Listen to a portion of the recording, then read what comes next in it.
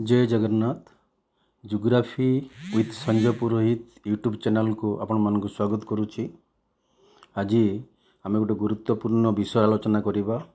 2025 मसीह जो बोर्ड परीक्षा क्वेश्चन आसाला ताहा नूतन पैटर्न रे आसाला। तेणु से ही पैटर्न अनुसार 2026 मसीह क्वेश्चन आसबार संभावना रही। तेणु आम बर्तमान 2025 मसीहार क्वेश्चन को टिकिनिक अनुध्यान करवा। क्यों मॉडल रे आसीची, केमती आकार आसी, को पाठर आसी एवं नुआ क्वेश्चन केमती आसीची से विषय जानिबा, ता विषय बुझिबा। तेणु जे मैंने नुआ आइछंती ए चैनल को सब्सक्राइब करंतु, शेयर करंतु, लाइक करंतु। हमको 1000 सब्सक्राइबर हेले आमे लाइव क्लास करि परिबा। तेणु शीघ्र शीघ्र सब्सक्राइब करंतु, लाइक करंतु। आमे आगामी दिन रे प्रति चैप्टर यूनिट वाइज अध्ययन करिबा एवं परीक्षा पूर्वर पूरा कोर्स को सारिबा। तेणु जीवा प्रथम क्वेश्चन जोटा अच्छी एमसीक्यू। आम 10 यूनिट रु 10 क्वेश्चन आसी एमसीक्यू। से एमसीक्यू विषय आलोचना करिबा। प्रथम एमसीक्यू होची हमर केउ नदीटी एक आभ्यंतरीण बंदर रही। केउ नदीर आभ्यंतरीण बंदर रही सेटा होची हमर हुगुली नदी, जोटा 1 नंबर 3rd रे अछि। हुगुली नदी रे आभ्यंतरीण बंदर रही। बी क्वेश्चन होची निम्नोक्त केउ खनिजटी ओडिशार पंचबटमाली रे मिले। बक्साइट खनि, जहाँ कि बक्साइट जहाँ कि हमर आईवी रे अछि। आईवी होची तार उत्तर। तेणु ओडिशार पंचबटमाली रे बक्साइट खनि हमर रही। सी नंबर जोटा क्वेश्चन अच्छी मानवीय भूगोल हेउची अभिशांत मानव और अस्थिर पृथ्वी मध्य थिबा परिवर्तनशील संपर्कर अध्ययन। यह किए कहिथिले? तब 4टी ऑप्शन रु उत्तर हेउची सैंपल। सेकेंड रे अच्छी सैंपल, तो सैंपल कहिथिले। ये डेफिनेशन डी हेउची सैंपल। एवं डी रो क्वेश्चन होची संप्रति पृथ्वीर निम्नोक्त महादेश गुड़िक मध्यरु केउ गोटिकर जनसंख्या वृद्धि सर्वाधिक। वर्तमान आमर केउ महादेश रे जनसंख्या वृद्धि सर्वाधिक अछि? ता हेउची डी आंसर, आफ्रिका महादेश। हमें जीवा ई नंबर को। Which of the following is a quaternary service sector. आम निम्नोक्त मध्य केउटी पुनः सेवा क्षेत्र अंतर्भुक्त? पुनः सेवा क्षेत्र अंतर्भुक्त तार आंसर होची परामर्श, जहाँकि आमर डी नंबर ऑप्शन रे अच्छी। परामर्श डी नंबर ऑप्शन रे रही।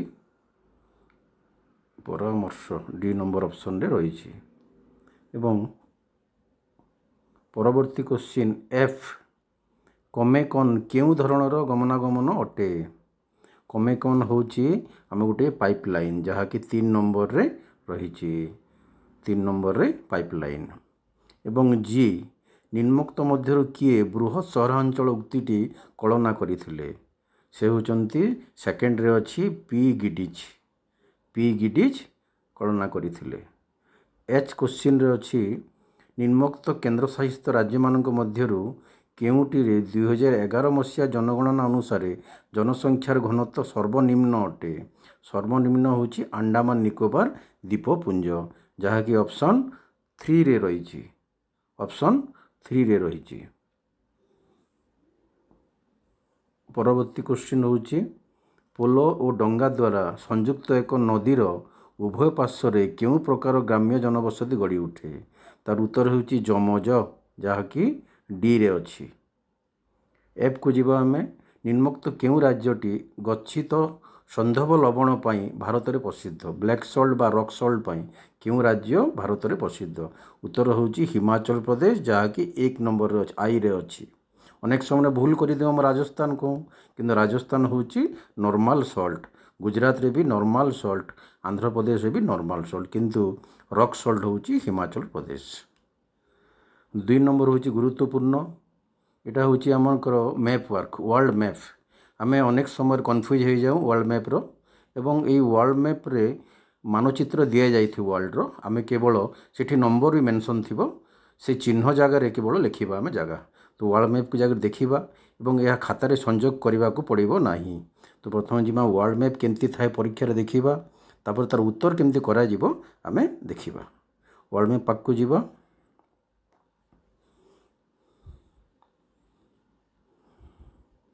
वर्ल्ड मैप शेष देखो ये वर्ल्ड मैपटा वर्ल्ड मैप रे आमर पॉइंट दि जाए देखो पॉइंट अच्छी प्रति जगार गोटे 9-10 ऑस्ट्रेलिया रे अच्छी, आफ्रिका रे 5-6 अच्छी, यूरोप रे 3-4 अच्छी एवं एशिया महादेश 8 अच्छी एवं उत्तर अमेरिका रे 1-2 अच्छी। इतार अर्थ होची अनेक समय रे आम स्टूडेंट मानन को कन्फ्यूज करने पाई। आग क्वेश्चन कौन थिला गोटे ऑप्शन थिला, वर्तमान 2टा ऑप्शन दि जाए तेणु कन्फ्यूजन करने एथर नुआ सिस्टम अच्छी। आम आशा करिबा एई वर्ष ए प्रकार न आसिक आग जमी आसूला सेमती आसीबो। तो आम जीवा प्रथम क्वेश्चन को आम जीवा। प्रथम क्वेश्चन अच्छी मैप वर्क रो आडिस आबाब नगर। आडिस आबाब नगर कोठी अच्छी? आडिस आबाब। तो आडिस आबाब नगरटा आमर अच्छी आफ्रिका महादेश रे 6 नंबर जोटा अच्छी आफ्रिका महादेश 6 नंबर रे अच्छी। 5 नंबर दिया जायछि, 5 नंबरटा भूल हो जिवो किंतु एटा 6 नंबर होची आडिस आबाब। 2 नंबर अच्छी राइन जलपथ। राइन जलपथ होची यूरोप महादेशर यूरोपर हृदय देकरी जाइछि परिवाहित होइछि सेटा होची 3 नंबर। तो आमर जोटा अच्छी राइन जलपथ 3 नंबर उत्तर हेबो। नेक्स्ट है कुवेत तैल क्षेत्र। कुवेत तैल क्षेत्र होची आमर एशिया महादेशर आमर दक्षिण पश्चिम एशिया जोटा अच्छी 8 नंबर होची कुवेत जलपथ। एवं 4 नंबर होची न्यू कास्टडेल बंदर। न्यू कास्टडेल बंदर होची ऑस्ट्रेलिया रो जोटा कि 10म चिन्ह दि जाइछि सेटा ऑस्ट्रेलिया रे अछि सेटा हेबो। एवं भी नंबर होची उत्तर अमेरिकार मोकाबलय। उत्तर अमेरिकार 2टी चिन्ह दि जाइछि 1 और 2 अछि। आंसर हेबो 2। इटा हेबो हमर मोकाबलय। सेमती आमे वर्तमान जीवा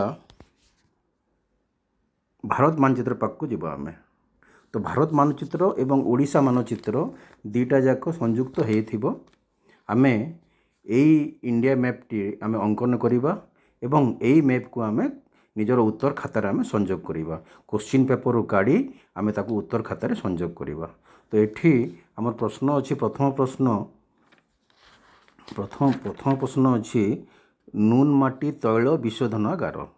नुनमाटी तैल विशोधनागार सेटा होछि गुवाहाटी रे एवं गुवाहाटी आसाम रे। तो आमर ई पाखे अछि आमर गुवाहाटी। गुवाहाटी आसाम आसाम रे जीवा। ए पाखे रहला आमर गुवाहाटी आसाम रहला नुनमाटी तैल विशोधनागार। 2 नंबर अछि मान्नार उपसागर माछधरा केन्द्र। मान्नार उपसागर माछधरा केन्द्र आमर अछि तमिलनाडु रे। तमिलनाडु एवं रामेश्वरम पाखर ई जगार अछि आमर मान्नार उपसागर माछधरा केन्द्र तमिलनाडु रे। भारतर उद्यान सहर। भारतर उद्यान सहर आमे बांग्लोर को कहूँ जहाँकि कर्णाटक रे अछि। कर्णाटक ई पाखे अछि एटा हला कर्णाटक। ई पाखे अछि आमर उद्यान सहर। इंदिरा गांधी केनाल। इंदिरा गांधी केनाल राजस्थान रे अछि जहाँकि राजस्थान मरु अंचल को केनाल व्यवस्था करा जाइछि। तो यहाँ हूँ इंदिरा गांधी केनाल। नेक्स्ट अच्छी ओडिशा पाई। ओडिशार अच्छी शिमिलीपाल अभयारण्य। यह मयूरभंज जिल्ला रे एवं पूरा उत्तर रे पाखे अच्छी आमर शिमिलीपाल अभयारण्य। वर्तमान आमे जीवा 3 नंबर क्वेश्चन पाक को जीवा। आमे वर्तमान 1 नंबर एवं 2 नंबर आम सारी देइछु एवं 2 नंबर सरला परे वर्तमान जीवा आमे 3 नंबर ग्रुप बी को जीवा। ग्रुप बी रे प्रथम क्वेश्चन अच्छी लिनियर सेटलमेंट। लिनियर सेटलमेंट अच्छी। तो लिनियर सेटल प्रथमटा है लिनियर सेटलमेंट ताकू कहूँ आम रक्षिक जनबसति। तो रक्षिक जनबसति होची आमे साधारणतः गोटे रास्ता नदी बा गोटे रेल धारण गोटे केनाल उभपार्श्य एक रेखा बा लाइन आधार रे घर गुड़िक तैयारी होइथिबो एवं गोटे जनबसति सृष्टि होइथिबो। साधारणतः आमे नदीर जो प्लावन भूमि समुद्र तट सड़क नदीर उभपार्श्य रे रेखा जनबसति देखा जाए। एवं नेक्स्ट क्वेश्चन होची भौगोलिक सूचना प्रणाली। भौगोलिक सूचना प्रणाली होची गोटे तथ्य निर्भरशील सेवा। ଆମେ ଭୂଗୋଳରେ ଯାହା ବି ଆମେ ଡାଟା ପ୍ରୋସେସିଂ କରିବୁ, ଯେତେ ତଥ୍ୟକୁ ଆମେ ସଂରକ୍ଷଣ କରିବୁ, ତାକୁ ବିଶ୍ଳେଷଣ କରିବୁ, ତାକୁ ପୁଷ୍ଟୀକରଣ କରିବୁ, ଏ ସବୁ ମାଧ୍ୟମ ଗୋଟେ ସଫ୍ଟୱେର୍ ମାଧ୍ୟମରେ ହେଇଥାଏ। ତେଣୁ ସେ ସଫ୍ଟୱେର୍ ହେଉଛି ଭୌଗୋଳିକ ସୂଚନା ସେବା। ଆମେ ପ୍ରାକୃତିକ ବିପର୍ଯ୍ୟୟ ଅଞ୍ଚଳର ତଥ୍ୟ, ଅତୀତରେ ଯେଉଁ ଜାଗାରେ ଡିଜାଷ୍ଟର ହେଇଛି ସେ ସମୟରେ କି ପ୍ରତିକାର ବ୍ୟବସ୍ଥା କରାଯାଇଥିଲା ଏବଂ ତା'ର ଅନୁଭୂତି ଏବଂ ତାକୁ କେମିତି ଆମେ ମୁକାବିଲା କରିପାରିବା ତା ବିଷୟରେ ପଦକ୍ଷେପ ନେବା ପାଇଁ ଆମ ଏ GIS ସେବାଟା ଆମକୁ ସହାୟତା କରିଥାଏ। ନେକ୍ସଟ କ୍ୱେଶ୍ଚିନ୍ ଅଛି କୃଷି ଭିତ୍ତିକ ଶିଳ୍ପ। କୃଷି ଭିତ୍ତିକ ଶିଳ୍ପ ହେଉଛି କୃଷିକୁ ଆମେ ନିର୍ଭର କରି ଯେଉଁ ଶିଳ୍ପଟା ଗଢ଼ି ଆସିଥିବ। ତା ଅର୍ଥ ହେଲା କୃଷିଜାତ ଦ୍ରବ୍ୟକୁ ଆମେ ସାହାଯ୍ୟ ନେଇକରି ତା'ର କୃଷିଜାତ ଦ୍ରବ୍ୟର କଞ୍ଚାମାଲକୁ ବ୍ୟବହାର କରି ଆମେ ଯେଉଁ ଶିଳ୍ପ ନିର୍ମାଣ କରିଥାଉ। ମୁଖ୍ୟତଃ ଆମର ଚିନି ଶିଳ୍ପ, ଫଳରସ, ପାନୀୟ, ମସଲା, ତୈଳ, ବସ୍ତ୍ର, ରବର ଶିଳ୍ପ ଯେତେ ଅଛି ସବୁ ଆମର କୃଷିରୁ ଆସିଥାଏ। ତେଣୁ ଏଗୁଡ଼ିକ ସବୁ କୃଷି ଶିଳ୍ପ। ତାପରେ ଅଛି ମାନବୀୟ ଭୂଗୋଳ। ମାନବୀୟ ଭୂଗୋଳ ହେଉଛି ମଣିଷ ଏବଂ ପରିବେଶ ମଧ୍ୟରେ ଥିବା ସମ୍ପର୍କକୁ ଆମ ମାନବୀୟ ଭୂଗୋଳ କହିଥାଉ। ମାନବର କାର୍ଯ୍ୟକଳାପ କିପରି ପୃଥିବୀ ପୃଷ୍ଠରେ ପ୍ରାକୃତିକ ସମ୍ବଳକୁ ପ୍ରଭାବିତ କରିଥାଏ ତାକୁ ମାନବ ଭୂଗୋଳ ପରୀକ୍ଷା କରିଥାଏ। ମୁଖ୍ୟତଃ ଜନସଂଖ୍ୟା, ମାଇଗ୍ରେସନ୍, ଜନବସତି, ଶିଳ୍ପ, କୃଷି, ପରିବହନ, ସହରୀକରଣ ଏସବୁ ବିଷୟରେ ମାନବ ଭୂଗୋଳ ଅଧ୍ୟୟନ କରିଥାଏ। ଲିଙ୍ଗାନୁପାତ। ଲିଙ୍ଗାନୁପାତ ହେଉଛି ଆମେ କୌଣସି ଗୋଟେ ଅଞ୍ଚଳରେ ହଜାରେ ପୁରୁଷ ଜନସଂଖ୍ୟା ମଧ୍ୟରେ ନାରୀର ସଂଖ୍ୟାକୁ ବୁଝାଏ। ଆଉ ସାଧାରଣତଃ ଭାରତରେ ଆମେ ଯଦି ଦେଖିବା 2011 ମସିହା ଅନୁସାରେ ଭାରତର ଲିଙ୍ଗାନୁପାତ ହେଉଛି 943 ଜଣ ଏବଂ କେରଳରେ ହେଲା ସର୍ବାଧିକ 1084 ଜଣ ଏବଂ ହରିୟାଣା ହେଉଛି ସବୁଠାରୁ ସର୍ବନିମ୍ନ ଲିଙ୍ଗାନୁପାତ ରହିଛି। ତାପରେ ଯିବା ପ୍ରାଇମେରୀ ଆକ୍ଟିଭିଟି, ପ୍ରାଥମିକ କାର୍ଯ୍ୟକଳାପ। ପ୍ରାଥମିକ କାର୍ଯ୍ୟକଳାପର ଅର୍ଥ ହେଉଛି ଆମେ ପ୍ରକୃତିକୁ ଯେଉଁଟା ଆମେ ନିର୍ଭର କରୁଛୁ।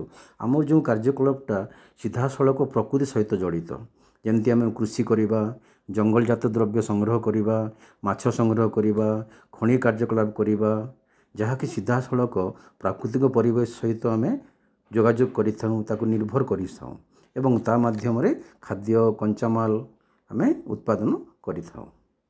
ତାପରେ ଅଛି ଯୋଗାଯୋଗ। ଯୋଗାଯୋଗ ଅର୍ଥ ହେଉଛି ଭାବର ଆଦାନ ପ୍ରଦାନ।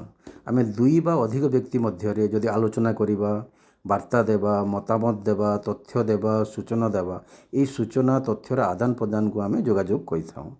ଏବଂ ଉଭୟ ପ୍ରେରଣ କରୁଥିବା ଏବଂ ଗ୍ରହଣ କରୁଥିବା ସୂଚନାର ତା'ର ମାଧ୍ୟମ ହେଉଛି ଭାଷଣ, ଲେଖା, ବୈଦ୍ୟୁତିକ ଗଣମାଧ୍ୟମ, ବର୍ତ୍ତମାନ internet, email, TV, news paper, social media ଏସବୁ ହେଉଛି ଯୋଗାଯୋଗର ଗୋଟେ ମାଧ୍ୟମ। ବର୍ତ୍ତମାନ ଯେଉଁ 2 ନମ୍ବରର ବି, 2 ନମ୍ବର ବି ଅଛି ଆମକୁ ଯେକୌଣସି ଦୁଇଟି କରିବାର ଅଛି। ଏଇ କ୍ୱେଶ୍ଚିନ୍ ଏ ବର୍ଷ ଟିକେ ସମ୍ପୂର୍ଣ୍ଣ ନୂଆ ଆସିଛି, ନୂଆ ଟାଇପ୍ର କ୍ୱେଶ୍ଚିନ୍ ହେଉଛି ଉପକୂଳ ଓଡ଼ିଶା କାହିଁକି ଜନବହୁଳ ଅଟେ? କ୍ୱେଶ୍ଚିନ୍ଟା ହେଉଛି ଉପକୂଳ ଓଡ଼ିଶା କାହିଁକି ଜନବହୁଳ ଅଛି? ଉପକୂଳ ଓଡ଼ିଶା ମୁଖ୍ୟତଃ ଆମର ଉର୍ବର ଅଞ୍ଚଳ ଅଛି, ଆମର ନଦୀ ଉପତ୍ୟକା ଅଞ୍ଚଳ, କୃଷି ପାଇଁ ବହୁତ ଉପଯୋଗୀ। ଏ ଅଞ୍ଚଳରେ ମାଛ ଧରା, ବନ୍ଦର କାର୍ଯ୍ୟକଳାପ ଅଛି ଏବଂ ପାଣିର ସୁବିଧା ଅଛି। ବଡ଼ ବଡ଼ ନଦୀ ଯାଇଛି, ମାଟି ଉର୍ବର ଅଛି, ସହରୀକରଣ ଅଛି, ଏ ଜାଗାରେ ବ୍ୟାପାର ଅଛି, ଶିଳ୍ପ ଅଛି, ବାଣିଜ୍ୟର ସୁବିଧା ଅଛି। ତେଣୁ ଉପକୂଳ ଅଞ୍ଚଳରେ ଅଧିକ ଜନସଂଖ୍ୟା ଦେଖାଯାଏ। ଓଡ଼ିଶାରେ ଶାଳ ଜାତୀୟ ବୃକ୍ଷ ଅଧିକ ଦେଖାଯାଏ କାହିଁକି? ଶାଳ ଜାତୀୟ ବୃକ୍ଷ ତା'ର ବୃଦ୍ଧି ପାଇଁ ଯେଉଁ ମାଟି ଦରକାର ବା ମୃତ୍ତିକା ଦରକାର, ଯେଉଁ ଜଳବାୟୁ ଦରକାର, ତାପମାତ୍ରା ଦରକାର, ବୃଷ୍ଟିପାତ ଦରକାର, ଏସବୁ ଓଡ଼ିଶାରେ ଅଛି ଏବଂ ଓଡ଼ିଶାର ଆମ ପଶ୍ଚିମ ଓଡ଼ିଶା ଏବଂ ମଧ୍ୟ ଓଡ଼ିଶାରେ ଏ ବୃକ୍ଷ ପ୍ରାୟତଃ ଦେଖାଯାଏ ଏବଂ ଏହା ପ୍ରାକୃତିକ ଭାବରେ ବୃଦ୍ଧି ହୋଇଥାଏ କାରଣ ଏ ଅଞ୍ଚଳର ମାଟି ଜଳବାୟୁ ତାକୁ ସୁହାଇଥାଏ। ତେଣୁ ଏହି ଜଙ୍ଗଲର ସୁରକ୍ଷା ଆବଶ୍ୟକତା ରହିଛି।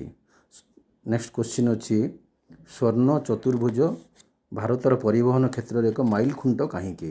ଆମ ଯେଉଁ ଗୋଲ୍ଡେନ୍ କୋଟିଲ ରାସ୍ତା ଅଛି ସେଇଟା କାହିଁକି ଆମର ପରିବହନ କ୍ଷେତ୍ରରେ ଗୋଟେ ବହୁତ ଗୁରୁତ୍ୱପୂର୍ଣ୍ଣ ଭୂମିକା ନେଇଛି? ତ ପରିବହନ କ୍ଷେତ୍ରରେ ଆମ ସ୍ୱର୍ଣ୍ଣ ଚତୁର୍ଭୁଜ ପ୍ରକଳ୍ପ ହେଉଛି ମୁଖ୍ୟତଃ ଆମର 4ଟି ମହାନଗରକୁ ସଂଯୋଗ ହୋଇଛି। 4ଟି ମହାନଗରକୁ ସଂଯୋଗ ହୋଇଛି। ଗୋଟିଏ ହେଉଛି ଦିଲ୍ଲୀ, ମୁମ୍ବାଇ, ଚେନ୍ନାଇ ଓ କୋଲକାତା। ଏ 4ଟି ମହାସାଗରକୁ ଯୋଡ଼ିଛି ଏବଂ ଲୋକମାନେ ସାମଗ୍ରୀଙ୍କର ଗତାଗତ ଶୀଘ୍ର ହୋଇଥାଏ, ସୁବିଧାଜନକ ହେଇଛି। ଆମର ବେପାର, ଶିଳ୍ପ, କୃଷିଜାତ ଦ୍ରବ୍ୟ ପଦାର୍ଥର ବଜାରୀକରଣ ସହଜ ହେଇଛି, ଅଞ୍ଚଳର ବିକାଶ ହେଇଛି। ତେଣୁ ଏହା ପରିବହନ କ୍ଷେତ୍ରରେ ବହୁତ ଗୁରୁତ୍ୱପୂର୍ଣ୍ଣ। ପଶ୍ଚିମ ଭାରତର ଆଭ୍ୟନ୍ତରୀଣ ଜଳପଥ ଖୁବ୍ କମ୍ କାହିଁକି? ଆମର ଯେଉଁ ପଶ୍ଚିମ ଭାରତ ଅଛି ତା'ର ଆଭ୍ୟନ୍ତରୀଣ ଜଳପଥ କାହିଁକି ବେଶୀ ବିକଶିତ ନୁହେଁ? ପଶ୍ଚିମ ଭାରତରେ ମୁଖ୍ୟତଃ ଆମେ ଦେଖିବା ତ ଥର୍ ମରୁଭୂମି ଅଛି, ବାଲୁକା ପାହାଡ଼ିଆ ଅଞ୍ଚଳ ଅଛି ଏବଂ ବିଶାଳ ଉଜଳା ଖାବଡ଼ା ଭୂମି ଅଛି, ଯେମିତି ଆମର ଚମ୍ବଲ ଭ୍ୟାଲି ଏରିଆ ରହିଲା। ତ ଏହି ଅଞ୍ଚଳରେ ବଡ଼ ବଡ଼ ନଦୀ ପ୍ରବାହିତ ହେଇନାହିଁ, ତେଣୁ ପାଣିର ଅଭାବ ଦେଖାଯାଉଛି। ତେଣୁ ଏହି ଅଞ୍ଚଳରେ ଜନସଂଖ୍ୟା ବି କମ୍ ଦେଖାଯାଏ। ଆଉ ଯେହେତୁ ନଦୀ କମ୍, ବର୍ଷାର ପରିମାଣ ବି କମ୍ ହୁଏ, ତେଣୁ ଆମର ବଡ଼ ବୃହତ୍ ନଦୀର ଅଭାବ ବି ଅଛି। ତେଣୁ ପଶ୍ଚିମ ଭାରତରେ ଆଭ୍ୟନ୍ତରୀଣ ଜଳପଥରେ ଖୁବ୍ କମ୍ ପରିମାଣରେ ଡେଭଲପ୍ ହେଇଛି। ନେକ୍ସଟ କ୍ୱେଶ୍ଚିନ୍ ହେଉଛି ବ୍ରଡ଼ଗଜ୍ ଏବଂ ନେରୋଗଜ୍ ମଧ୍ୟରେ କି ପାର୍ଥକ୍ୟ ଅଛି? ବ୍ରଡ଼ଗଜ୍ ଓ ନେରୋଗଜ୍ ମଧ୍ୟ, ବ୍ରଡ଼ଗଜ୍ରେ ହେଲା ଓସାରିଆ ଗେଜ୍, ଯେଉଁଟାକି ଭାରତ ପ୍ରାୟ ଆମେ ଯେତେ ରେଳପଥ ଦେଖୁଛୁ ସେ ରେଳପଥ ହେଉଛି ବ୍ରଡ଼ଗେଜ୍। ବ୍ରଡ଼ଗେଜ୍ର ଅର୍ଥ ହେଉଛି ଦୁଇଟି ରେଳ ଧାରଣା ମଧ୍ୟରେ ତାଙ୍କ ପ୍ରସ୍ତର ଦୂରତା ହେଉଛି 1.676 ମିଟର। ତାକୁ କୁହାଯାଏ ବ୍ରଡ଼ଗେଜ୍। ଆଉ ବ୍ରଡ଼ଗେଜ୍ ବର୍ତ୍ତମାନ ସବୁଆଡ଼େ ଚାଲିଛି। ବହୁତ ସାମଗ୍ରୀ ଯାତ୍ରୀକୁ ନେଇକରି ଏ ଯୋଗାଯୋଗ ହେଉଛି। ଭାରତର ସର୍ବବୃହତ୍ ବ୍ରଡ଼ଗେଜ୍ ତାକୁ ବ୍ୟବହାର କରାଯାଉଛି। ପ୍ରାୟ 95% ରେଳ ଯେଉଁ ଚାଲିଛି ବ୍ରଡ଼ଗେଜ୍ ଚାଲିଛି। ଆଉ ସଂକୀର୍ଣ୍ଣ ଗେଜ୍ର ହେଉଛି ଦୁଇଟି ରେଳ ଧାରଣା ମଧ୍ୟରେ ତା'ର ପ୍ରସ୍ତ ବା ଦୂରତା ହେଉଛି 0.762 ବା 2 ଫୁଟ। ଏହା ଭାରତର ଅତି କମ୍ 5% ହେବ ରେଳପଥରେ ଅଛି। ମୁଖ୍ୟତଃ ପାହାଡ଼ିଆ ଅଞ୍ଚଳରେ ଏହା ଦେଖାଯାଏ। ଆମର ଗୁରୁତ୍ୱପୂର୍ଣ୍ଣ ଗୋଟେ ରେଳ ଲାଇନ୍ ଅଛି ସିମଲା କାଲକା ରେଳପଥ, ଯାହାକି ସଂକୀର୍ଣ୍ଣ ରେଳ ଗେଜ୍ରେ ଯାଇଛି। ତ ବର୍ତ୍ତମାନ ସିକୁ ଯିବା ଆମେ। ସିରେ ଅଛି 80ଟି ଶବ୍ଦରେ ଆମେ ଉତ୍ତର ଦିଅ। ତ ପ୍ରଥମ କ୍ୱେଶ୍ଚିନ୍ ଅଛି ଆମର ନ୍ୟାସନାଲ୍ ହାଇୱେ ଇଣ୍ଡିଆ। ଭାରତର ଜାତୀୟ ରାଜପଥ। ଭାରତର ଜାତୀୟ ରାଜପଥ। ତ ଭାରତର ଜାତୀୟ ରାଜପଥ ମୁଖ୍ୟତଃ ହେଉଛି ଆମର ଭାରତ ସରକାରଙ୍କ ଦ୍ୱାରା ପରିଚାଳିତ ଏବଂ ଭାରତର ମୁଖ୍ୟ ସହର, ମୁଖ୍ୟ ବନ୍ଦରକୁ ଏହା ସଂଯୋଗ କରିଥାଏ ଏବଂ ବଡ଼ ବଡ଼ ସହରକୁ ସଂଯୋଗ କରିଥାଏ। ଆମେ ଯଦି ଦେଖିବା ଭାରତର ମୁଖ୍ୟତଃ ଜାତୀୟ ରାଜପଥ ହେଉଛି ସ୍ୱର୍ଣ୍ଣ ଚତୁର୍ଭୁଜ ସଡ଼କ ପଥ, ଯାହାକି 4ଟି ମହାନଗରକୁ ସଂଯୋଗ କରୁଛି, ଦିଲ୍ଲୀ, ମୁମ୍ବାଇ, ଚେନ୍ନାଇ, କୋଲକାତା। ଏବଂ ଆଉ ଗୋଟେ ଅଛି ଆମ NH44, ଯାହାକି ଭାରତର ସର୍ବବୃହତ୍ ରାଜପଥ, ଯାହାକି ଶ୍ରୀନଗରରୁ କନ୍ୟାକୁମାରୀକୁ ସଂଯୋଗ ହେଇଛି। ଆଉ ଗୋଟେ ରେଳପଥ ହେଉଛି ଆମର ଆସାମର ସିଲଚରରୁ ଗୁଜରାଟର ପୋରବନ୍ଦରକୁ ପୂର୍ବରୁ ପଶ୍ଚିମକୁ ଗତି କରିଛି। ତାକୁ କୁହାଯାଏ ପୂର୍ବ ପଶ୍ଚିମ କରିଡୋର। ଏବଂ ଶ୍ରୀନଗରରୁ ଯେଉଁ କନ୍ୟାକୁମାରୀକୁ ଯାଇଛି ତାକୁ କୁହାଯାଏ ଉତ୍ତର ଦକ୍ଷିଣ କରିଡୋର। ନେକ୍ସଟ କ୍ୱେଶ୍ଚିନ୍ ଅଛି ଭାରତର କୃତ୍ରିମ ଉପଗ୍ରହ ଯୋଗାଯୋଗ।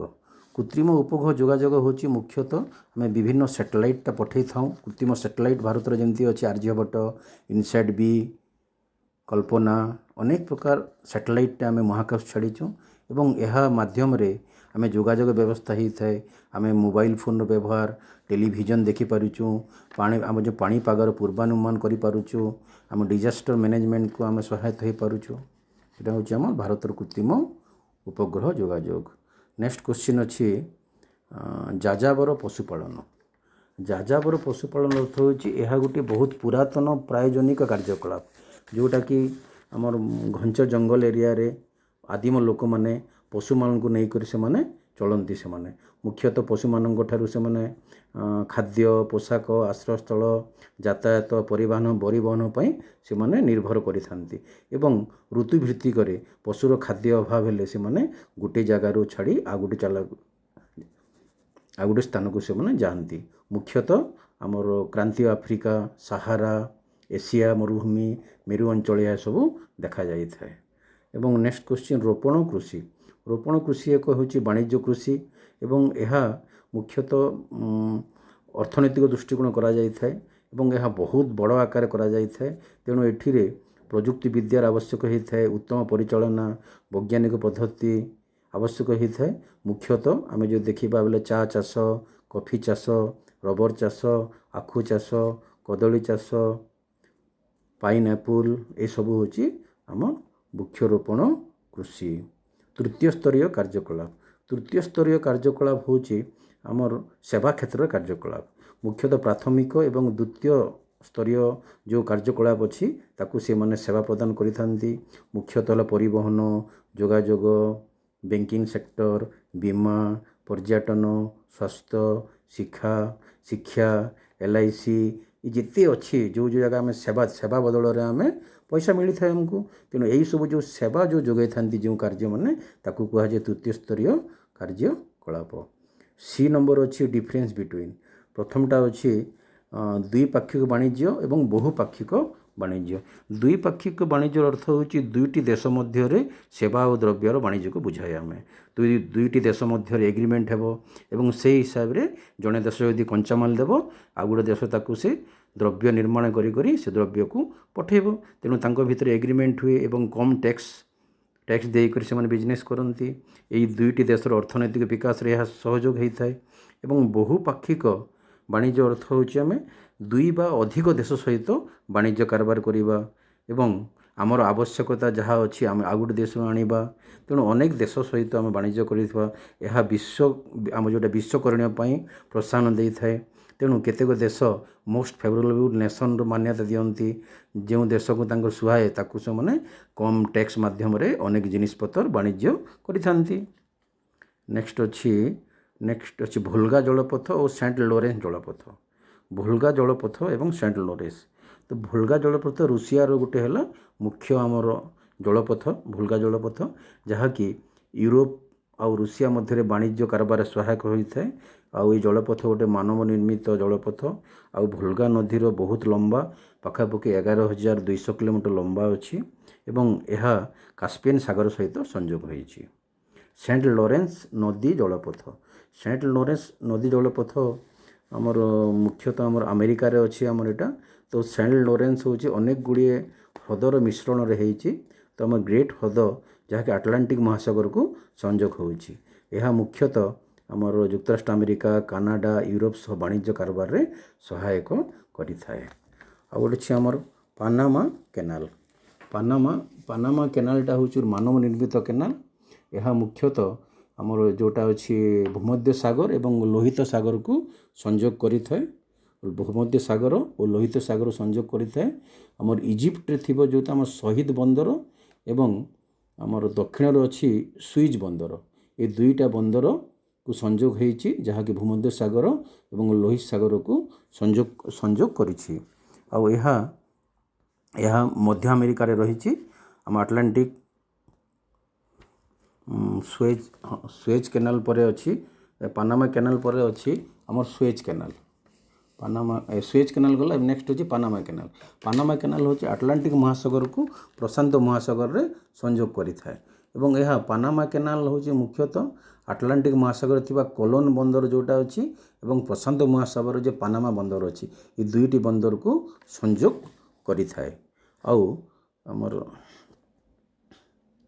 ଆଉ ସୁଏଜ୍ କେନାଲ ଯୋଗୁଁ ଆମେ ଯାତ୍ରା ଆମର ସହଜ ହେଲା। ଆମ ୟୁରୋପ ଏସିଆ ଯାତ୍ରା ସହଜ ହେଲା। ଆଫ୍ରିକାକୁ ଆଉ ବୁଲିବାକୁ ପଡ଼ିବାର ନାହିଁ। ଆମେ ଆଗ ଆଫ୍ରିକା ବୁଲି କରି ଯାଉଥିଲୁ ଆମେ ୟୁରୋପକୁ। ଆମେ ଏଇ ସୁଏଜ୍ କେନାଲ ହେଲା ପରେ ଆମେ ସିଧାସଳଖ ୟୁରୋପ ଏସିଆର ସଂଯୋଗଟା ହୋଇପାରିଛି। ନେକ୍ସଟ ଆମର ଯିବା କ୍ୱେଶ୍ଚିନ୍, କେଉଁ ଅଞ୍ଚଳରେ ପୁଞ୍ଜୀଭୂତ ଜନବସତି ଦେଖାଯାଏ ଓ କାହିଁକି? ଡି ନମ୍ବର ଯିବା 4 ନମ୍ବରର। ତ କ୍ୱେଶ୍ଚିନ୍ ଦେଇଛି କେଉଁ ଅଞ୍ଚଳରେ ପୁଞ୍ଜୀଭୂତ ଜନବସତି ଦେଖାଯାଏ ଓ କାହିଁକି? ପୁଞ୍ଜୀଭୂତ ଜନବସତି ମୁଖ୍ୟତଃ ଆମର ଦେଖିବା ଯଦି କୃଷି ଏବଂ କୃଷି ସମ୍ବନ୍ଧୀୟ କାର୍ଯ୍ୟକଳାପ ଯେଉଁ ଜାଗାରେ ହେଉଛି ସେହି ଜାଗାରେ ଦେଖାଯାଏ। ମୁଖ୍ୟତଃ ସମତଳ ଅଞ୍ଚଳରେ, ଉପତ୍ୟକାରେ ଯେଉଁ ଜାଗାରେ ନିଯୁକ୍ତି ସୁଯୋଗ ଥିବ, କୃଷିର ସୁବିଧା ଥିବ, ଗମନାଗମନ ସୁବିଧା ଥିବ, ପ୍ରଚୁର କୃଷି ହେଉଥିବ, ପାଣିର ସୁବିଧା ଅଛି, ଉର୍ବର ମୃତ୍ତିକା ଅଛି, ତେଣୁ ଏହି ଅଞ୍ଚଳରେ ଆମର ପୁଞ୍ଜୀଭୂତ ଜନବସତି ଦେଖାଯାଏ। ଡିଫେନ୍ସ ଟାଉନ୍, ପ୍ରତିରକ୍ଷା ସହର କ'ଣ ଏବଂ କାହାକୁ? ପ୍ରତିରକ୍ଷା ସହର ହେଉଛି ମୁଖ୍ୟତଃ ଗୋଟେ ସାମରିକ କାର୍ଯ୍ୟକଳାପ, ପ୍ରତିରକ୍ଷା ପ୍ରତିଷ୍ଠାନ ନେଇକରି ଯେଉଁ ସହରଟା ବିକଶିତ କରିଛି। ଏହି ସହରକୁ ମୁଖ୍ୟ ତାର ବାସିନ୍ଦାମାନେ ହେଉଛନ୍ତି ସାମରିକ କର୍ମଚାରୀ, ତାଙ୍କ ପରିବାର ଏବଂ ସେମାନେ ରହିବା ଜାଗାରେ ବିଭିନ୍ନ ପ୍ରକାର ହସ୍ପିଟାଲ, ମେଡ଼ିକାଲ, ସପିଂ ମଲ୍ ହୋଇଥାଏ ଏବଂ ତାଙ୍କ ସୁବିଧା ପାଇଁ ସେଇଆଡ଼େ ଗୋଟେ ସହର ଗଠିତ ହୋଇଛି। ଯେମିତି ଆମ୍ଲା ଆମର ଆଗ୍ରା କ୍ୟାଣ୍ଟନମେଣ୍ଟ ଅଛି।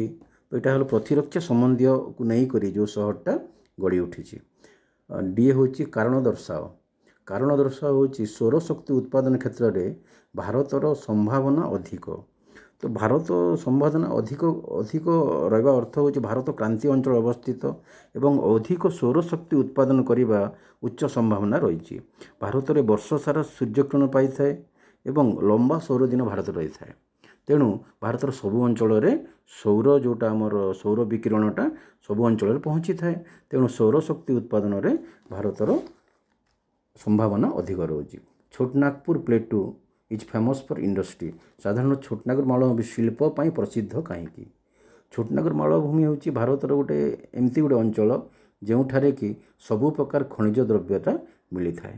ତେଣୁ ଛୋଟନାଗପୁର ମାଳଭୂମିରେ କୋଇଲା, ଲୌହ ପଥର, ଅଭ୍ର ଅନେକ ପ୍ରକାର ଖଣିଜ ପଦାର୍ଥ ମିଳିଥାଏ ଏବଂ ଏଠାରେ ଗୋଟେ ଉଚ୍ଚ ବିକଶିତ ପରିବହନ ବ୍ୟବସ୍ଥା ଅଛି, ରେଳପଥ ଅଛି, ସଡ଼କ ପଥ ଅଛି। ତେଣୁ କଞ୍ଚାମାଲକୁ ନେବା ଆଣିବାରେ ସୁବିଧା ଅଛି। ତେଣୁ ଆମ ଛୋଟନାଗପୁର ମାଳଭୂମିରେ ଶିଳ୍ପାଞ୍ଚଳଟା ଗଢ଼ି ଉଠିଛି। ନେକ୍ସଟ ହେଉଛି ଆମର ଲଙ୍ଗ କୋଶ୍ଚିନ୍ ଅଛି। ଆମେ ଯଦି ଲଙ୍ଗ କୋଶ୍ଚିନ୍କୁ ଯିବା ଆମେ ତ ଭାରତର ଆସିବା ଯଦି କୃଷି ସମସ୍ୟା 7 ନମ୍ବର ଅଛି ଭାରତର କୃଷି ସମସ୍ୟା ଗୁଡ଼ିକର ଆଲୋଚନା। ଭାରତର କୃଷି ସମସ୍ୟା ମତଲବ ଆମ କୃଷକମାନେ ଧାନ ବୁଣିବା ଠାରୁ ଧାନ ଅମଳ କରିବା ପର୍ଯ୍ୟନ୍ତ ଅନେକ ସମସ୍ୟାର ସମ୍ମୁଖୀନ ହୋଇଥାନ୍ତି। ଆଉ ମୁଖ୍ୟତଃ କାରଣ ହେଉଛି ଆମ ମୌସୁମୀ ବର୍ଷା ଉପରେ ନିର୍ଭରଶୀଳ। ଆଉ ମୌସୁମୀ ବର୍ଷାର କୌଣସି ଭରସା ନାହିଁ, ଅନିୟମିତ ବର୍ଷା ଦେଖାଯାଏ। ତେଣୁ ଫସଲକୁ ପ୍ରଭାବିତ କରିଥାଏ। କେତେବେଳେ ଅଧିକା ବର୍ଷା ହୋଇଥାଏ ତ କେତେବେଳେ କମ୍ ବର୍ଷା ହୋଇଥାଏ, କେଉଁ ବର୍ଷ ବନ୍ୟା ତ କେଉଁ ବର୍ଷ ବାତ୍ୟା। ତେଣୁ ନେକ୍ସଟ ପଏଣ୍ଟ ହେଉଛି ମୃତ୍ତିକାର ଅବନତି। ଧୀରେ ଧୀରେ ଆମ ମୃତ୍ତିକାଟେ ବାରମ୍ବାର ଆମେ ତା'ର ଫର୍ଟିଲିଟିଟା କମି ଆସୁଛି। ଆମେ ରାସାୟନିକ ସାର ବ୍ୟବହାର କରୁଛୁ, ଆମେ ପ୍ରାକୃତିକ ସାର ବ୍ୟବହାର କରୁନାହୁଁ। ତେଣୁ ଧୀରେ ଧୀରେ ଆମର ଅବନତି ଘଟୁଛି। ଆଉ ଆମ ପ୍ରାୟ ଦେଖାଯାଇଛି ଆମର ଭାରତରେ କୃଷି ଭୂମି ଗୁଡ଼ିକ ବହୁତ ଛୋଟ ଆକାରର। ତେଣୁ ଆଧୁନିକ ଆମର ଯେଉଁ ଜ୍ଞାନ କୌଶଳକୁ ଆମେ ପ୍ରୟୋଗ କରିପାରୁନାହୁଁ। ତେଣୁ ଆମ ଉତ୍ପାଦନଟା କମିଯାଉଛି। ଆଉ ଆମ ଯେଉଁ କୃଷକମାନେ ଅଛନ୍ତି ଏମାନେ ବାଣିଜ୍ୟ ଉଦ୍ଦେଶ୍ୟରେ କରନ୍ତି ନାହିଁ। ତେଣୁ ନିଜର ଚାହିଦା ଅନୁସାରେ ଅଳ୍ପ ଜମିରେ ଚାଷ କରନ୍ତି। ତେଣୁ ଉତ୍ପାଦନ ବି ବୃଦ୍ଧି ପାଇନଥାଏ। ଆଉ ବର୍ତ୍ତମାନ ଆଧୁନିକ ଜ୍ଞାନ କୌଶଳର କମ୍ ପ୍ରୟୋଗ ହୋଇଥାଏ। ଆମ କୃଷକମାନେ ସେଥିରେ ଶିକ୍ଷିତ ନୁହନ୍ତି। ଆଧୁନିକ ଜ୍ଞାନ କୌଶଳ ବିଷୟରେ ତାଙ୍କ ଧାରଣା କମ୍। ତେଣୁ ସେମାନେ ଆଧୁନିକ ଜ୍ଞାନ କୌଶଳ ମଧ୍ୟ କମ୍ ପ୍ରୟୋଗ କରିଥାଉ, ଯାହାଦ୍ୱାରା କି ଉତ୍ପାଦନ ହାରଟା କମ୍ ହୋଇଥାଏ। ତାପରେ ଆର୍ଥିକ ସମ୍ବଳ ଏବଂ ଋଣର ପ୍ରତିବନ୍ଧକ। ସେମାନେ ଗରିବ, ପ୍ରାୟ ଆମର କୃଷକମାନେ ଗରିବ ଏବଂ ବିଭିନ୍ନ ସମୟରେ ଆଞ୍ଚଳିକ ସ୍ତରରେ ନିଜ ଗ୍ରାମାଞ୍ଚଳରୁ ଋଣ ନେଇଥାନ୍ତି ଏବଂ ଋଣ ପରିଶୋଧ କରି ତାଙ୍କର ଯାହା ଆୟ କରୁଥାନ୍ତି ଋଣର ସୁଧ ଆକାରରେ ଦେଇଦିଅନ୍ତି। ତାହା ବି ଆମ ଉତ୍ପାଦନକୁ ହ୍ରାସ କରିଥାଏ। ଆମର ଅନେକ ସମୟରେ ଗୋଦାମ ଗୃହର ଅଭାବ ଦେଖାଯାଇଛି। ତେଣୁ ଅନେକ ସମୟରେ ମଣ୍ଡି ଚାଲିଥିବା ସମୟରେ ବର୍ଷା ହୁଏ, ଆମେ ଧାନକୁ ରଖିବାର ବ୍ୟବସ୍ଥା ନାହିଁ। ତେଣୁ ତାହା ବି ଆମର ଗୋଟେ ସମସ୍ୟା। ଆଉ ବର୍ତ୍ତମାନ ଦେଖାଯାଇଛି ଆମର ଅତ୍ୟଧିକ ଅର୍ଦ୍ଧ ବେକାରୀ ଦେଖାଯାଇଛି। ଯେହେତୁ କୃଷି କାମ 6 ମାସ ପାଇଁ ରୋଜଗାର ଦିଏ ଏବଂ ଅଲଗା 6 ମାସଟା ବେକାରୀ ରହିଥାନ୍ତି। ତେଣୁ ଆମର ଅତ୍ୟଧିକ ଅର୍ଦ୍ଧ ବେକାରୀ ଆମର ଏଠି ଦେଖାଯାଇଥାଏ। 6 ନମ୍ବର କୋଶ୍ଚିନ୍ ଅଛି ଆମର କପା ଚାଷର ବିତରଣ। ଆମ ଭାରତର କାର୍ପାସ୍ ବୟନ ଶିଳ୍ପର ସ୍ଥାନିକ ବିତରଣ। କାର୍ପାସ୍ ବୟନ ଶିଳ୍ପର ସ୍ଥାନିକ ବିତରଣ ଅର୍ଥ ହେଉଛି ଆମେ ମୁଖ୍ୟତଃ କପା ଉତ୍ପାଦନ କରୁଥିବା ରାଜ୍ୟ ଗୁଡ଼ିକରେ ଆମ କାର୍ପାସ୍ ବୟନ ଶିଳ୍ପ ଦେଖାଯାଏ। ତ ଆମର ଭାରତର ମୁଖ୍ୟତଃ ମହାରାଷ୍ଟ୍ରରେ ସର୍ବାଧିକ କପା ଉତ୍ପାଦନ ହୋଇଥାଏ। ମୁମ୍ବାଇ, ପୁନେ ଅଞ୍ଚଳରେ ବହୁତ କପା ଉତ୍ପାଦନ ହୋଇଥାଏ। ତେଣୁ ସେ ଅଞ୍ଚଳରେ ଆମର ବୟନ ଶିଳ୍ପ ଅଛି। ଗୁଜରାଟ ହେଉଛି ଆମ ଦ୍ୱିତୀୟ ବୃହତ୍ତମ କପା ଉତ୍ପାଦନ ରାଜ୍ୟ। ମୁଖ୍ୟତଃ ସୁରଟ ଅଞ୍ଚଳରେ ହୋଇଥାଏ। ତାପରେ ତାମିଲନାଡ଼ୁରୁ କୋଏମ୍ବାଟୁର, ମଦୁରାଇ ଅଞ୍ଚଳରେ ବି ଉତ୍ପାଦନ ହୋଇଥାଏ। ତେଣୁ ସେ ଅଞ୍ଚଳରେ ଆମର ଦେଖାଯାଉଛି ଶିଳ୍ପ ଗୁଡ଼ିକ। ତ କପା ଯେଉଁ ଶିଳ୍ପ ଅଛି ତାର ବିତରଣକୁ ପ୍ରଭାବିତ କରୁଥିବାର ମୁଖ୍ୟ କାରଣ ହେଉଛି ଆମର ଏ ଅଞ୍ଚଳରେ କଞ୍ଚାମାଲର ଉପଲବ୍ଧତା। କପା ଉତ୍ପାଦନ ବେଶୀ ହୁଏ, କଳା ମାଟି ଅଛି, ବ୍ଲାକ୍ କଟନ୍ ସଏଲ୍। ତେଣୁ ବହୁତ ପରିମାଣରେ ଉତ୍ପାଦନ ହୋଇଥାଏ। ତାପରେ ବଜାରର ଚାହିଦା ଅଛି, ପାଖେ ବଡ଼ ବଡ଼ ସହର ଅଛି, ବଜାର ଚାହିଦା ଅଛି, ଲୋକଙ୍କର ଚାହିଦା ଅଛି। ତାପରେ ଶ୍ରମିକ ମଧ୍ୟ ବହୁତ ପରିମାଣରେ ଉପଲବ୍ଧ ଅଛନ୍ତି। ପାଖ ଅଞ୍ଚଳ ଅନେକ ସମୟରେ ଆମ ଓଡ଼ିଶାରେ ବି ଅନେକ ଶ୍ରମିକ ଯାଆନ୍ତି। ତେଣୁ ଶ୍ରମିକର ଅଭାବ ରହେ ନାହିଁ। ତାପରେ 7 ନମ୍ବର ନେକ୍ସଟ କୋଶ୍ଚିନ୍ ଅଛି ଆମର ଓଡ଼ିଶାର ଅର୍ଥନୈତିକ ବିକାଶରେ ରେଳପଥର ଭୂମିକା ବର୍ଣ୍ଣନା କର। ଆମର ଓଡ଼ିଶାର ଅର୍ଥନୈତିକ ବିକାଶରେ ରେଳପଥର ଭୂମିକା। ଓଡ଼ିଶାର ରେଳପଥ ପରିବହନ ଆମ ଅର୍ଥନୀତିକୁ ସୁଗମ କରିଥାଏ ଏବଂ ଅର୍ଥନୀତି ବିକାଶରେ ଗୋଟେ ମୁଖ୍ୟ ଭୂମିକା ନେଇଥାଏ। ମୁଖ୍ୟତଃ ରେଳପଥ ବିଭିନ୍ନ ସହର ବନ୍ଦର ଶିଳ୍ପ କେନ୍ଦ୍ର ଗୁଡ଼ିକ ସଂଯୋଗ ହୋଇଛି, ଯାହାଦ୍ୱାରା କି ଯାତ୍ରୀ ମାଲ ବା ସାମଗ୍ରୀ ଗୁଡ଼ିକ ପରିବହନରେ ସହାୟତା ହୋଇଥାଏ। ଆମର ଯେଉଁ କୋଇଲା ଇସ୍ପାତ ଆଲୁମିନିୟମ ଆଦି ଖଣିଜ ଶିଳ୍ପ ଗୁଡ଼ିକକୁ ଯୋଗାଯୋଗ କରିଥାଏ ଆମ ରେଳପଥଟା, ଯାହାକୁ ଶିଳ୍ପ ବିକାଶ ହେଇଥାଏ। ଯେମିତି କଳାହାଣ୍ଡିର ଆମର ବେଦାନ୍ତ ଆଲୁମିନା ଅଛି, ତା ପାଇଁ ବି ସ୍ୱତନ୍ତ୍ର ରେଳପଥର ସଂଯୋଗ ହୋଇଛି। ରାଉରକେଲାରେ ସ୍ୱତନ୍ତ୍ର ରେଳପଥ ସଂଯୋଗ ହେଇଛି। ତେଣୁ ଏ ଆମର ଶିଳ୍ପକୁ ଉନ୍ନତି କରିଛି। ବାଣିଜ୍ୟକୁ ଆମର ରେଳପଥ ପ୍ରୋତ୍ସାହନ ଦେଉଛି। ପାରାଦୀପ ହେଉ ଧାମରା ହେଉ ଏହି ବନ୍ଦର ମଧ୍ୟରେ ଅନେକ ଖଣିଜ ଧାତୁ ଏବଂ ଅନ୍ୟାନ୍ୟ ଉତ୍ପାଦନ ତାର ରପ୍ତାନିକୁ ସକ୍ଷମ କରିଥାଏ। ଏହାଦ୍ୱାରା ଆମର ଏ ପରିବହନ ଦ୍ୱାରା ଅନେକ ନିଯୁକ୍ତି ସୃଷ୍ଟି ହେଉଛି। ତ ରେଳ କ୍ଷେତ୍ରରେ ପ୍ରତ୍ୟକ୍ଷ ନିଯୁକ୍ତି ସୃଷ୍ଟି କରିଥାଏ, ଯେଉଁଟାକି ଭାରତର ସର୍ବାଧିକ ନିଯୁକ୍ତି ଦେଉଥିବା କ୍ଷେତ୍ର ହେଉଛି ରେଳପଥ। ନେକ୍ସଟ କ୍ୱେଶ୍ଚିନ୍ ଅଛି ଓଡ଼ିଶାର 1901 ମସିହାର ପରବର୍ତ୍ତୀ ଜନସଂଖ୍ୟାର ଅଭିବୃଦ୍ଧି ଧାରାର ଆଲୋଚନା। ତ ଓଡ଼ିଶାର ଯେଉଁଟା ଅଛି ଓଡ଼ିଶାର ଜନସଂଖ୍ୟାର ବୃଦ୍ଧି ହାର 1901 ମସିହାରୁ ଆରମ୍ଭ ହୋଇ ଏହା 4ଗୋଟି ପର୍ଯ୍ୟାୟରେ ଅଛି।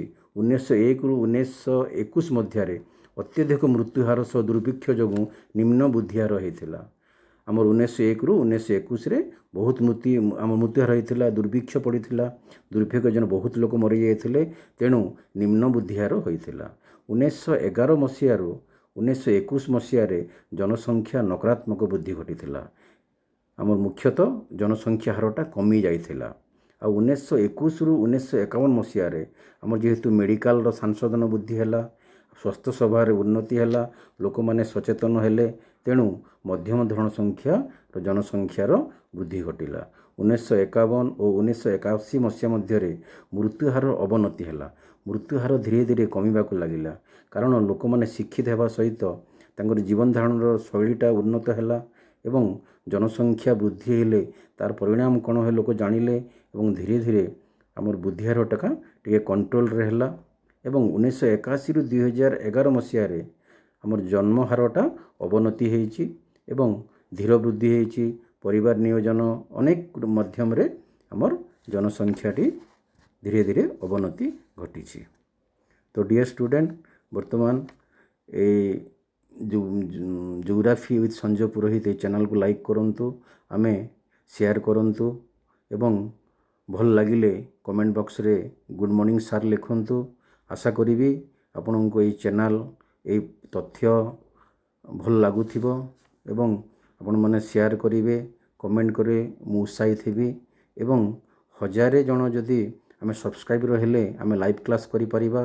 ତେଣୁ ବର୍ତ୍ତମାନ ମୋବାଇଲ ମାଧ୍ୟମରେ ମୁଁ ଚେଷ୍ଟା କରୁଛି ତଥ୍ୟ ଦେବା ପାଇଁ।